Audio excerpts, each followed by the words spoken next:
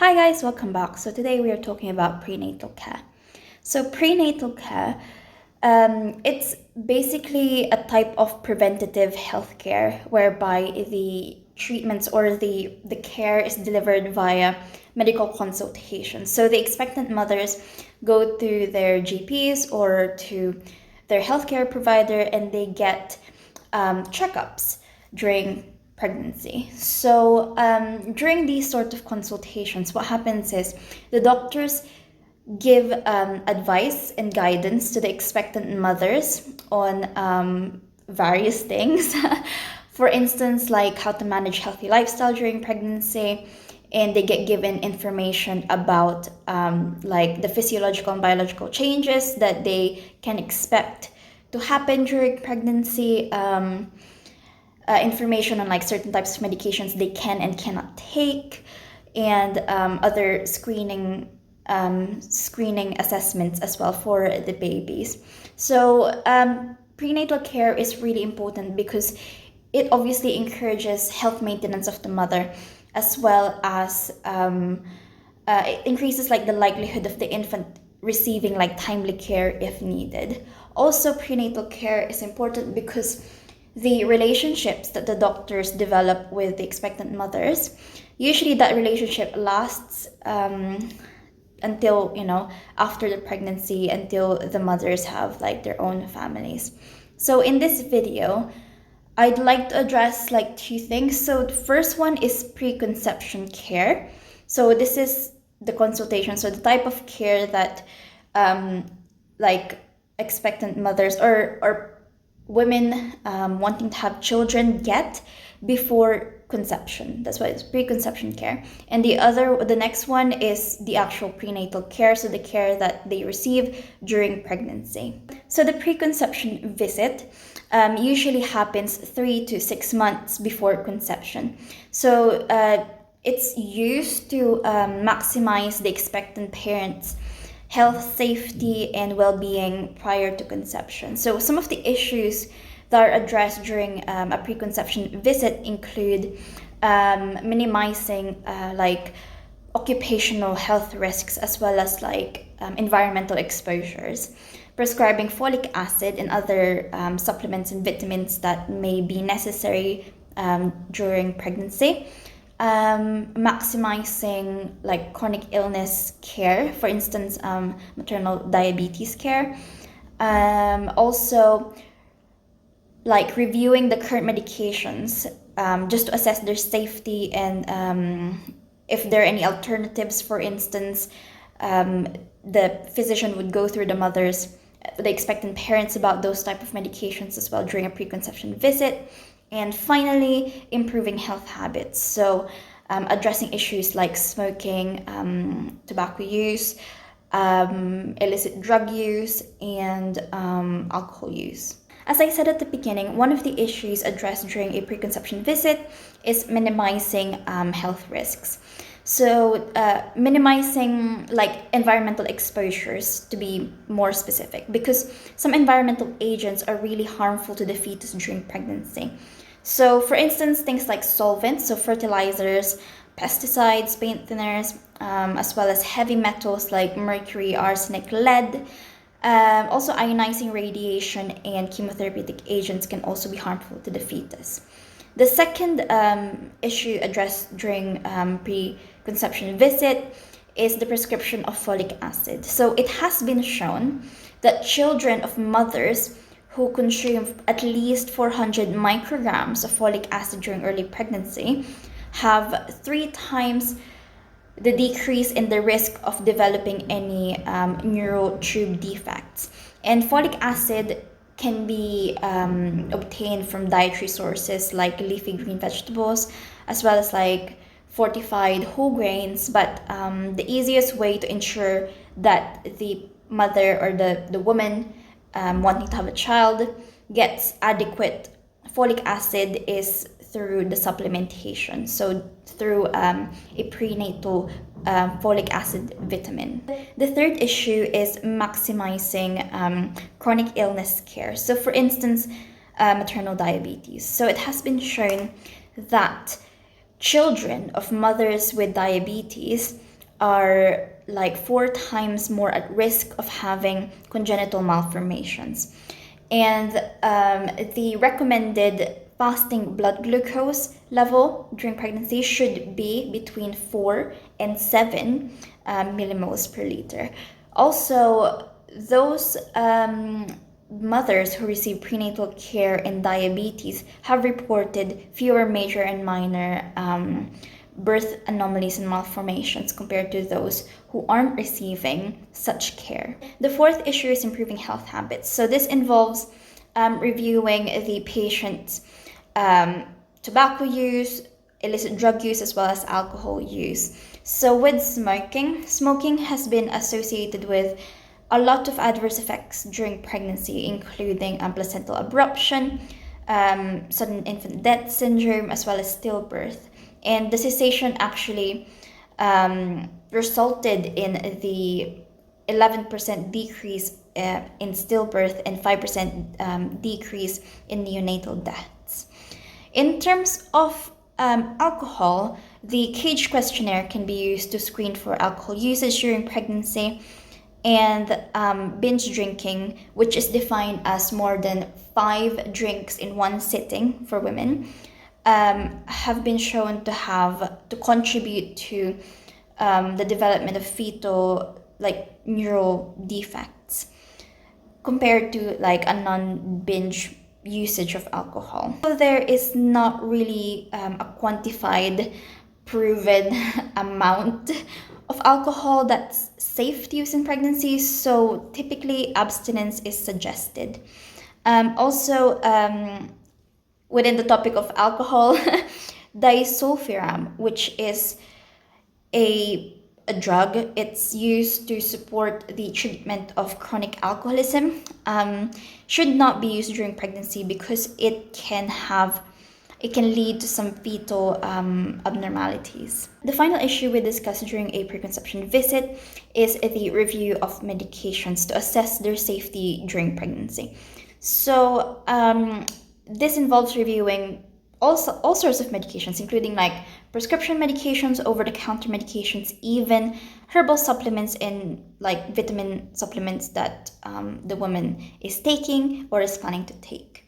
Also, if the woman requires a drug with teratogenic potential, then her consent is required prior to the prescription of the medication. Also, a discussion with the physician about safer alternatives or safer drug options is necessary. Also, during a preconception visit, genetic testing may be provided if necessary. Also, the review of their past or current immunizations.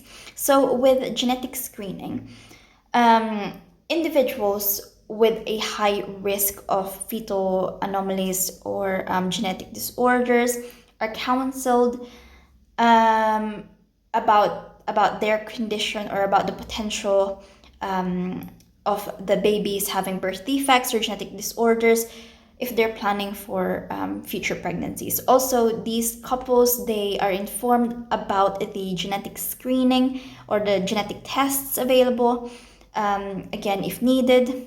Also, in patients with known familial disorders, usually it's recommended that their partners get genetic testing. So for instance, a woman with sickle cell, it's recommended that their partner gets tested so that we can estimate the potential risk of the babies having sickle cell. So we do this in genetic disorders like sickle cell, thalassemia, what else?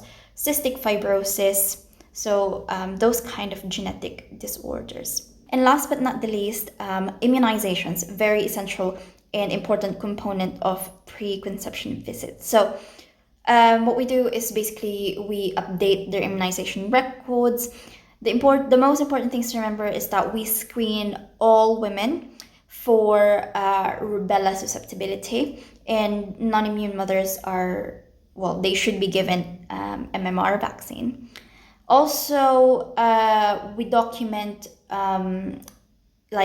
immunizations against varicella because, although this is uncommon, like congenital varicella in newborns can cause significant morbidity and mortality. Therefore, non-immune mothers must be given varicella vaccine prior to conception. Okay, so moving on to the actual prenatal care. So prenatal care, there's four main objectives of prenatal care. So firstly is to diagnose and confirm the pregnancy. Secondly, it's to assess and modify some of the risk factors. Thirdly is for screening. And fourth, and the last one, is for patient education and support. So with confirming the pregnancy, obviously the physician needs to diagnose and even date the pregnancy. So typically the woman would show some early symptoms of pregnancy, so would report some early symptoms of pregnancy, including amenorrhea, which is the absence of period, breast tenderness, nausea, or morning sickness. So it's more likely if it's a combination of those rather than just one of the symptoms. Also, there would be some like physical changes, so there would be some alterations in the skin and the mucous membrane. So with the skin, especially like in the abdominal region, the pregnant woman may develop like a dark line that extends from like the belly button down to the pubic region. So it's this dark line is called linea nigra, I think. And also with mucous membranes. So for instance, during vaginal examination, the pregnant woman may show something called the Heger sign, which is the like softened consistency of the cervix and the uterus. Also the Chadwick sign, which is like the bluish discoloration of the vulva, the cervix, and the vagina. And in terms of dating pregnancy, what we can do firstly is to ask the pregnant woman when she first missed her period, so when her last period was, and we can use this information to calculate like an estimated delivery date. We can also use laboratory tests, so we can detect for the presence of beta HCG, so beta human chorionic gonadotropin, in the patient's urine or serum or bloods. So blood samples are really good because in serum samples, in serum tests, the presence of beta HCG can be detected immediately, even after conception. With the urine tests, it's generally positive. It will generally be positive around the time when the pregnant woman misses her first period. Misses her period, sorry. And the reason for this is because, blood tests are generally more sensitive because they can detect like a much lower concentration of beta HCG. So with blood tests, they can detect concentrations of beta HCG, even if they're just like maybe 10 to 15 milli international units per mil, whereas with urine tests, they need a much higher concentration to detect the presence of beta HCG. They need at least a concentration of 25 to 50 milli international units per mil. And the mean HCG levels correspond with the gestational age, and that's only true for the first trimester of the pregnancy. And during the second and third trimester, HCG levels, they kind of plateau and even decline somewhat. The best diagnostic choice for women with abnormal bleeding or like abdominal pain with a positive pregnancy test is a transvaginal ultrasound. So this can help us determine gestational age because sonographic landmarks like the gestational sac and the fetal pole, they strongly correlate with specific HCG levels. So we can use this to estimate the gestational age and to date pregnancy. The second goal of prenatal care is risk assessment. So we need to identify and modify some of the risk factors. So we do this by going through their obstetric history, their medical and surgical history, their family history, and history of immunizations. So with obstetric history, we need to document gravidity and parity. So gravidity is the number of total pregnancies. Parity is the number of pregnancies carried beyond 20 weeks of gestation, all right? And this can be further divided into four. So parity, the number of total pregnancies carried beyond 20 weeks of gestation, can be divided into four groups. So the first one is the number of pregnancies carried to term. So that's full term. Second one is the number of delivered like the number of preterm deliveries. So preterm deliveries are like babies delivered under 37 weeks of gestation. The third one is the number of fetal losses. That includes elective abortions. And the fourth one is the total number of children. Right, so just to summarize that again, gravidity is the number of total pregnancies. And by the way, multiple pregnancies like twins only count as one pregnancy, okay? So gravidity is the number of total pregnancies.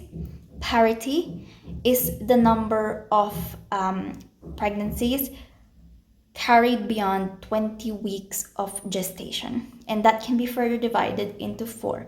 So the first one is the number of total pregnancies carried to term.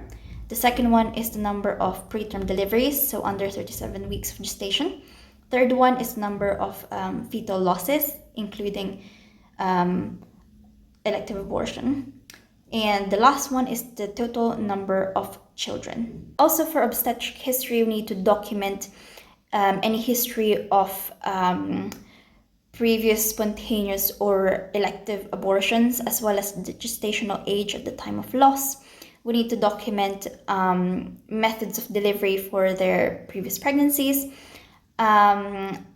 Also, we need to document like the weight, the sex of previous newborns, as well as any complications during labor and delivery. It's also very important to document any history of like poor birth outcomes like stillbirth and preterm delivery. This is very important because the biggest risk factor for preterm delivery of the current pregnancy is a history of previous preterm delivery or deliveries, okay? That's why it's very important. Also, it's very important to document any history of like gestational hypertension or diabetes or grand multiparity, so more than 5 deliveries, because people who fall into these categories, they have a much higher risk for complications during pregnancy, during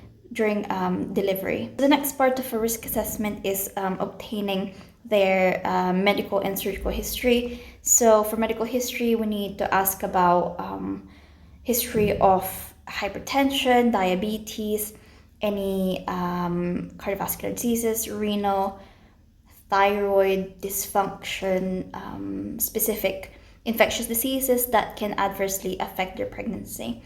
Also with surgical history, we need to ask about relevant stuff, so surgeries involving the reproductive tract, if they have had cesareans, so we need to get their surgical history on that.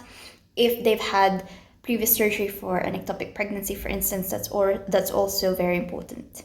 The third part of our risk assessment is assessing family history. So family history for like mental retardation or any birth defects or any genetic conditions from either parents, so the mom and the dad. And then we get their social history. So for social history, it includes like tobacco, alcohol, and illicit substance use. We also document like their occupation to highlight any specific occupational risk. So for instance, like if the mother works in a like laboratory, like in a chemicals factory where she's in contact with a lot of solvents like fertilizers, pesticides, paint thinners, or like heavy metals like mercury, lead, arsenic, or like a lab that uses ionizing radiation, or like she's undergoing or she needs to take like chemotherapeutic agents. We've established that all of these chemicals can be harmful to the fetus, so we need to ask about that. And finally, we need to obtain history of immunizations.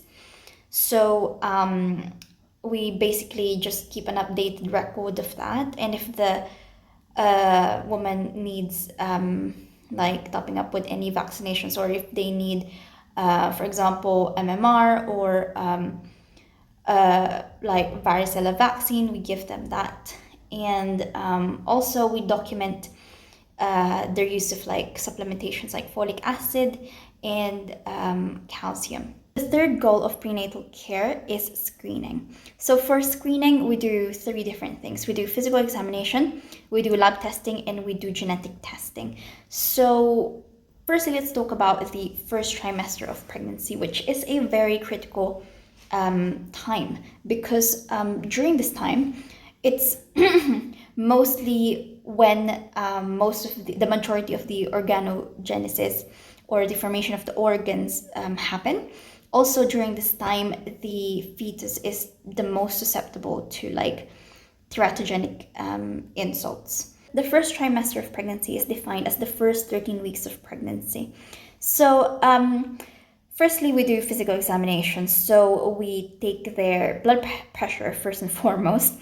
This is to screen for hypertension. So systolic blood pressure of over 140 and diastolic blood pressure of greater than 90 millimeters of mercury, recorded on 2 separate occasions that are more than 6 hours apart, would alert us to hypertension. Okay. So the second thing that we do is we take their height and weight, because this would enable us to calculate BMI. The third one is we do like an HEENT exam, so head, eyes, ears, nose, and throat. With we stress mainly on like the neck examination, because the thyroid enlarges by about 15% during pregnancy, but it shouldn't be clinically noticeable. If the thyroid is much bigger than that, then we have a problem here, right? And then we assess cardiopulmonary function. We do like a breast examination to check any abnormalities that may influence the success of breastfeeding. And lastly, we can do pelvic examination just to assess any like anatomical abnormalities there in the reproductive tract. Also, we screen for STIs. Also, I forgot, we can also assess their patellar and ankle reflexes, because preeclampsia often manifests with hyperreflexia.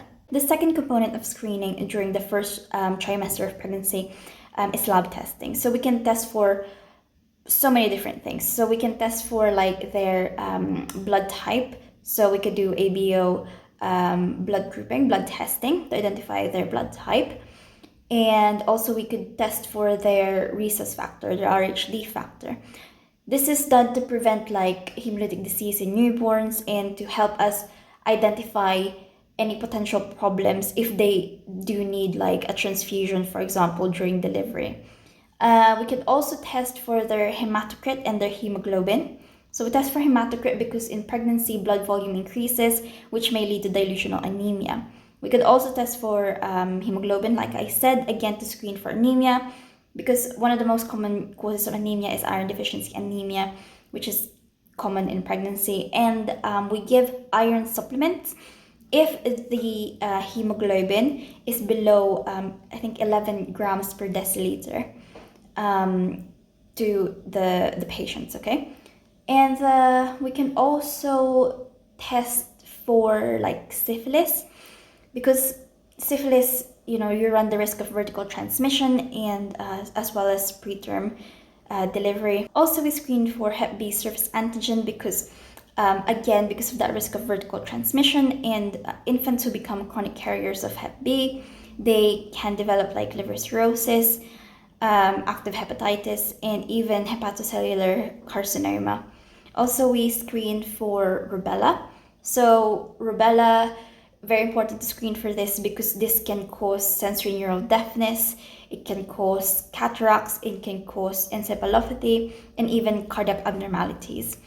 Another STI we can test for is gonorrhea. So gonorrhea, again, very, very important to screen for this because this may cause preterm delivery, and fetal infection can even result to spontaneous abortion and or like stillbirth. We can also test for chlamydia because this is associated with preterm delivery. Also for HIV, again, because of that risk of vertical transmission. What else? We can screen for gestational diabetes because it's like an important risk factor for like preeclampsia. Significantly increases the risk for preeclampsia.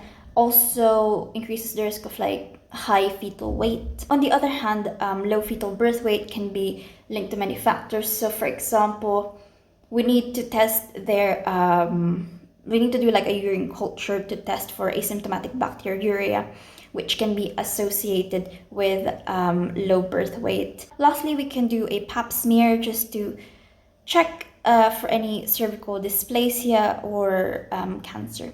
The last component of screening during the first trimester of pregnancy is genetic testing. So for genetic testing, what we do is we use maternal serum. So we screen maternal serum to identify any fetal like structural abnormalities and chromosomal defects. And sometimes we use this in combination with other techniques like ultrasound. The serum markers for the first trimester Down syndrome screening include beta-HCG and PA-PPA, which is the pregnancy-associated protein plasma A. So testing this can be combined with an ultrasound scan. So nuchal translucency via ultrasound of the fetal neck via ultrasound can be used in conjunction to measuring the serum markers for the first trimester Down syndrome screening. And these the two markers plus the nuchal translucency ultrasound scan, all combined is called the, I think, first trimester combined test for Down syndrome screening. So similarly with the screening during the first trimester of pregnancy, we do screening as well for the second and third trimester of pregnancy via doing like physical examinations, lab testing, and genetic testing. So for physical examination, we assess like the patient's weight. This is going to give us an indication if their weight gain is like adequate, because inadequate weight gain during pregnancy is associated with preterm delivery and low fetal birth weight. The next thing that we assess again is their blood pressure, because we're going to continually screen for maternal hypertension. We can also start auscultation of fetal heart rate at this point in time. So normal fetal heart rate is between 110 and 160 beats per minute. The second component of screening during the second and third trimester of pregnancy is lab testing. So with lab testing, again, we're screening for gestational diabetes. We can measure their hemoglobin and their hematocrit, because especially at around 28 weeks of gestation, they might experience anemia. As the blood volume increases, they might experience dilutional anemia. We also screen for like infectious diseases, so like syphilis, gonorrhea, chlamydia, Hep B, HIV. We can also, again, if we haven't done so already during the first trimester, identify their blood type. So do ABO blood screening, blood testing, and identify their RHD factor, the rhesus factor, to prevent isoimmunization and hemolytic disease of the newborn, and like possible complications during like blood transfusion. The third and final component of screening during the second and third trimester of pregnancy is for genetic screening. So genetic screening at this stage of pregnancy include maternal serum tests as well as amniocentesis. So the quadruple test now replaces the triple test for the Down syndrome screening. So the quadruple test combines 4 different like serum markers for Down syndrome, including maternal serum alpha fetoprotein, so MSAFP, estriol, inhibin A, and beta HCG. So those 4 serum markers combined are included in the quadruple test. So this test can actually successfully diagnose down like 86%, I think up to 86% of infants with Down syndrome. And it can also be successfully used to diagnose Edwards syndrome. So Edwards syndrome is, let me see if I remember, trisomy 18, and Down syndrome is trisomy 21. The final goal of prenatal care is like patient support and patient education. So we counsel them on numerous things. So we talk to them about like proper diet and proper nutrition. So pregnant people are expected to gain weight, and we can calculate how much, like we can calculate the appropriate weight gain for them based on their pregnancy body mass index and other factors as well. So obviously low intake of calories is associated with like preterm delivery and low fetal weight. So it's important to encourage them to eat enough and to eat the right things. So we encourage pregnant ladies to eat like a varied diet, so they get all the nutrients and vitamins and minerals that they need to support their pregnancy. Also, it is recommended that pregnant women eat between 1,900 and 2,800 calories per day. So 1,900 to 2,800 calories per day, with the addition of 150 calories during the first trimester of pregnancy, and somewhere between 300 and 500 calories additional during the second and third trimester of pregnancy. We also encourage them to like avoid any shellfish, like some fish as well, like tuna, mackerel, swordfish, because just because of like mercury exposure, and we know that mercury is like hazardous to the fetus. And we also encourage them to stay away from meat that's not thoroughly cooked, just because of E. coli. Also to stay away from like unpasteurized dairy products, because this may cause listeriosis, which can then lead to preterm delivery. We also need to counsel them on their lifestyle like choices. So we give them guidance. So in terms of exercise, it's safe and for the most part and even beneficial to continue exercising during pregnancy. So the recommended is 30 minutes of moderate physical activity every single day. In terms of sexual intercourse, for the most part, it is still safe to continue having normal sexual intercourse with their partners. It's only contraindicated if the patient has like what's it called? Placenta previa, I think. Yes, so it is placenta previa. It's a condition whereby the placenta either completely or partially covers the cervix. It's also contraindicated if like the expectant mother has like cervical insufficiency. We also need to counsel them about medications. So when prescribing any medications to like pregnant women, we need to be very careful. We need to weigh out the maternal benefits against the potential harm or risk to the fetus. So obviously we wouldn't want the mother to be at risk. Also, if we don't have an option, then we need to explain this to the patient and obtain their consent before prescribing anything that's teratogenic or that can harm the fetus. So unfortunately, there's only a very small amount of like drug that have like a complete safety profile in pregnancy. So most of them, we don't actually know how they would interact in the pregnant mother during pregnancy and how that's going to affect the fetus and the fetal development. So we have to be very, very cautious when prescribing medications. The ones that are absolutely contraindicated in pregnancy include warfarin because of its teratogenic effects. Also, methotrexate, ergotamines, and temazepam, because this is a benzodiazepine and it's actually used to treat severe insomnia, but again, absolutely contraindicated in pregnancy because of its harmful effects to the fetus. Also, just to mention a few more drugs, specifically those in like class D. So class D drugs in pregnancy are the drugs that have documented like fetal risk, or they have known human fetal like risk or like harmful effects. So these are only used really if the benefits outweigh the risk, and if that's acceptable, and also if there are no other safer alternatives.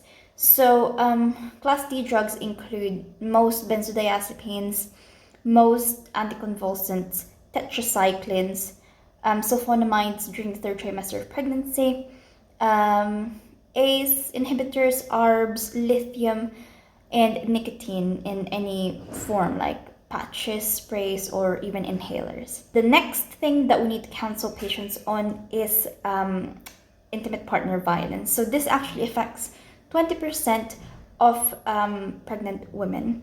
So we need to counsel them on the available like community services like shelters, childcare, and like legal services as well. And last but not least, we need to counsel them on some of the most common problems that arise during pregnancy, or some of the most common concerns of pregnant women that happen during pregnancy, like heartburn, urinary incontinence, hemorrhoids, backache, and leukorrhea. Starting with heartburn. So heartburn is common in pregnancy because of the relaxation of the lower esophageal sphincter.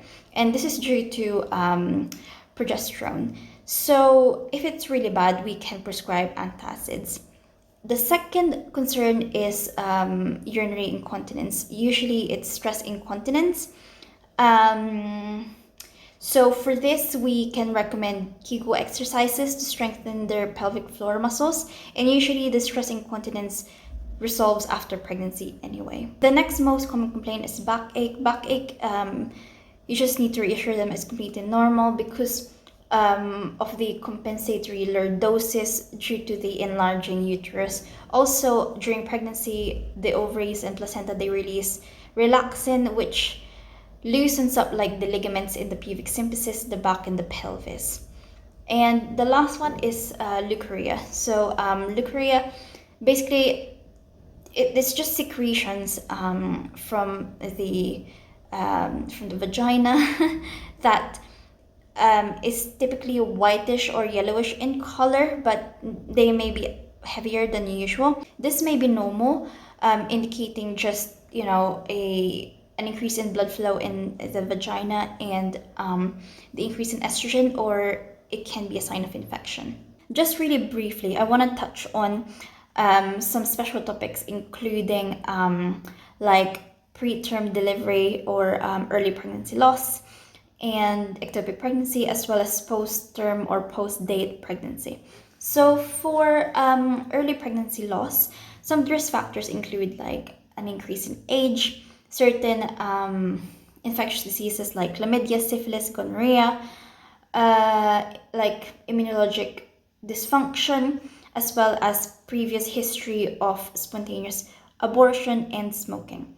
Risk factors for ectopic pregnancies include previous history of ectopic pregnancy, previous history of pelvic inflammatory diseases, as well as assisted reproductive technology. Ectopic pregnancy can be challenging to diagnose sometimes because the patients may show symptoms like they may bleed during the first trimester of pregnancy, and they may present with pelvic pain, but sometimes they can be asymptomatic.